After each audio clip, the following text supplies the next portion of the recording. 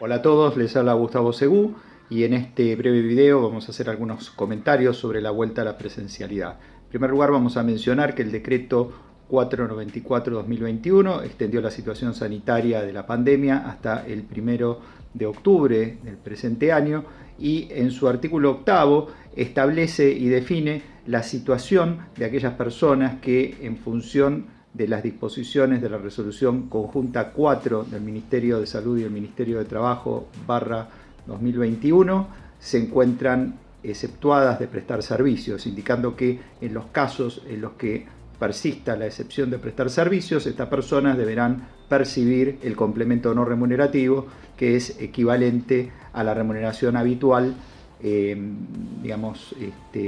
neta de los aportes a la seguridad social. Es decir, que en esto no ha cambiado nada desde el decreto 792 de octubre del año pasado. Lo interesante de este nuevo texto es que se refiere a las situaciones de la resolución conjunta 4, que en realidad debemos señalar y debemos hacer hincapié que forma parte complementaria de la resolución 207/2020 del Ministerio de Trabajo, es decir, una es complementaria de la otra. Entonces, esto quiere decir que no ha sido derogada la resolución 207 y que todos los casos de la resolución 207, a la luz de la resolución conjunta 4, continúan vigentes y es lo que me va a definir quiénes pueden ser convocados y quiénes no pueden ser convocados. Es decir, que la discusión se centra, si nos basamos en esta normativa, en aquellas personas que son consideradas de riesgo desde la resolución 207, es decir, mayores de 60 no esenciales, trabajadoras embarazadas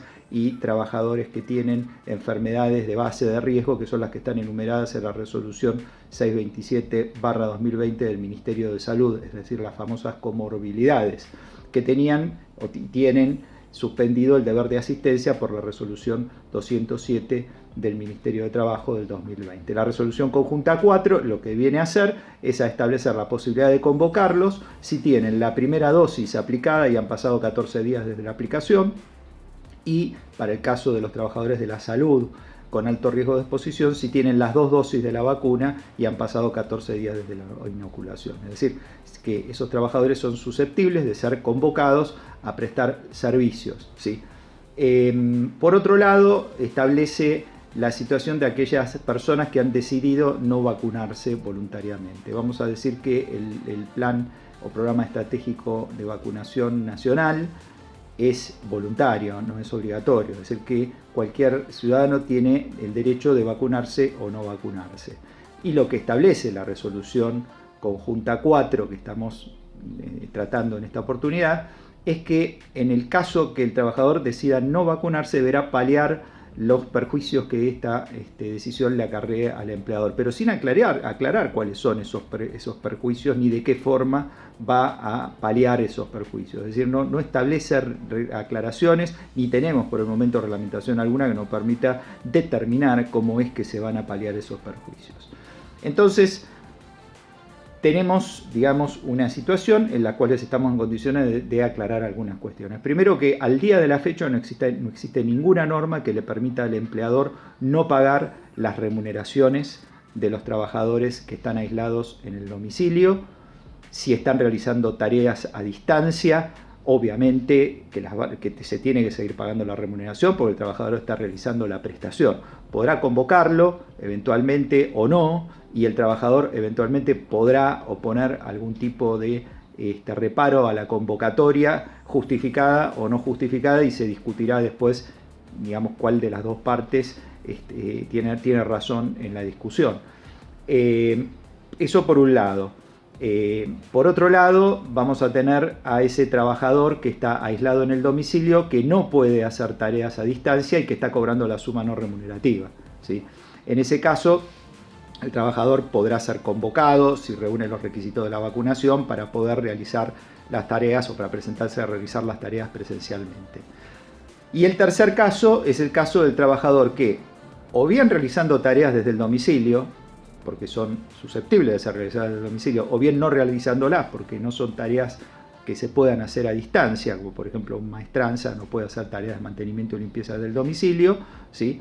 Y que está cobrando la suma no remunerativa, ¿sí? Porque el que trabaja de la casa cobra la remuneración que se devenga por la prestación de servicios en forma remota, y la persona que no puede realizar tareas cobra el complemento no remunerativo del hoy actual artículo 8 del decreto 494/2021, ¿sí? En el caso de que esa persona, ¿sí?, haya decidido no vacunarse, ¿sí?, al no tener la primera dosis de la vacuna, no es convocable. Es decir, que en ese caso tenemos una situación donde, por un lado, siguiendo el decreto 494/2021, esa persona tiene derecho al cobro de la suma no remunerativa, del complemento no remunerativo. Y por otro lado, siguiendo la resolución conjunta 4, tiene que paliar los perjuicios que le causa el empleador por esa decisión. Entonces, entendemos que nunca puede paliarse esos perjuicios por una decisión unilateral del empleador de incumplir con lo que establece el artículo 8 del decreto 494/2021, es decir, no pagarle el complemento no remunerativo porque la persona no se quiso vacunar, ¿sí? Mucho menos no pagarle la remuneración al que está realizando tareas remotas y ha decidido no vacunarse, porque no es, digamos, no está dicho en ninguna norma que la forma de paliar esos perjuicios sea suspender el pago de estas obligaciones que surgen claramente del DNU, ¿sí? Por otro lado, tampoco hay ninguna norma en este momento que establezca ante estos casos la posibilidad de suspender el pago por 3 a 6 meses y, pasado ese lapso, desvincular al trabajador. Esto no surge de ninguna norma y es muy peligroso porque va a terminar con un despido indirecto y, en lugar de paliarse por esta vía los perjuicios que le cause al empleador, el empleador va a terminar pagando mucho más porque va a tener que pagar una desvinculación, incluso depende de la antigüedad del trabajador, con una doble topeada en 500.000 pesos, ¿sí? Tampoco es equiparable el ejercicio del derecho de no vacunarse con el incumplimiento de las normas sanitarias de protección que establece la normativa legal vigente, porque estas normas, digamos, son obligatorias, ¿sí? Es decir, cumplir con todos los elementos de protección que establece la normativa nacional en materia de pandemia de coronavirus y a través también de la legislación de riesgo del trabajo. Es una obligación del trabajador, ¿sí? Y por otro lado, el ejercicio no del derecho a vacunarse o no vacunarse es un acto totalmente voluntario que así está establecido, ¿sí?, en el Plan Estratégico de Vacunación Nacional contra el COVID. Por lo tanto, no podemos comparar una cosa con la otra, porque una es el incumplimiento de una norma y el otro es el ejercicio de un derecho. Entonces, esto no obsta que el día de mañana, hoy estamos haciendo una fotografía al día de hoy, ¿sí?, esto no obsta que el día de mañana pueda haber una reglamentación que aclare cómo se deben paliar esos perjuicios, ¿sí?, que nunca, entendemos, puede ser hoy paliados por una decisión unilateral del empleador de dejar de pagar lo que establece la normativa legal vigente, es decir, la remuneración al que trabaja a distancia o el complemento no remunerativo a aquella persona que no tiene tareas susceptibles de ser realizadas en forma remota, ¿sí?, y que han decidido no vacunarse. Entendemos que esto es altamente peligroso y va a terminar, obviamente, en un costo mayor para el empleador. Para terminar estas breves reflexiones, la fotografía al día de hoy es esa.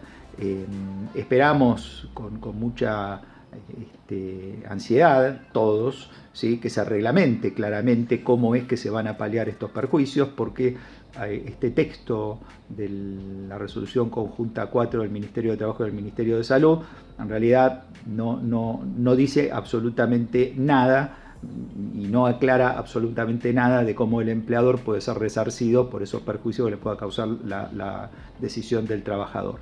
Y es imperativo y fundamental que sea aclarado. Con esto recomendamos prudencia, recomendamos ser reflexivos a la hora de analizar estos casos y basarse estrictamente en la normativa legal vigente, analizada de manera integral dentro de todo un marco de lo que es la legislación del coronavirus y, obviamente, el consejo de siempre: tratemos de no comprar juicios durante la pandemia, porque evidentemente van a redundar en un costo más alto para el empleador. Esperemos reglamentación, esperemos aclaraciones. No hay, entiendo yo, en estos últimos tiempos, es decir, el nuevo decreto que ha salido prorrogando la cuarentena no tiene cambios muy significativos, ¿sí? Es decir, estamos esperando normativa aclaratoria al respecto. Entonces, prudencia, cautela y sentido común a la hora de analizar la normativa. No se embarquen en aventuras de las cuales después se pueden llegar a arrepentir. Muchas gracias a todos y un cordial saludo.